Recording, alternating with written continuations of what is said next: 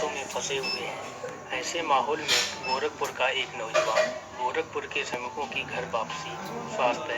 और खाने पीने की जरूरतों संबंधी समस्याओं को पूरा करने के लिए श्रमिकों की तकनीकी रूप से मदद कर रहा है।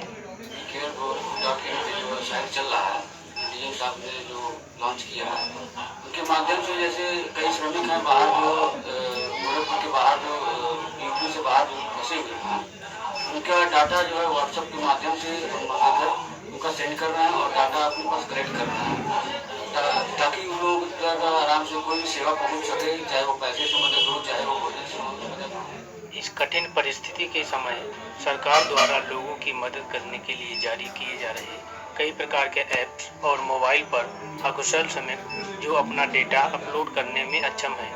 कसड़ा उन लोगों की मदद करने के लिए अपने घर और आसपास के गांवों की जानकारी मांगकर कंप्लीट डेटा इकट्ठा करके उसे जिला प्रशासन द्वारा जारी की गई वेबसाइट पर अपलोड कर रहा है।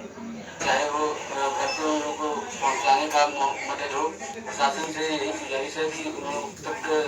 सेवा पहुँच सके। इसके लिए इसी माध्यम से बहुत लोग ऐसे हैं जो पढ़े लिखे नहीं हैं, जो मोबाइल नहीं चलाते हैं, उनकी डेटा हम व्हाट्सएप के माध्यम से मंगाकर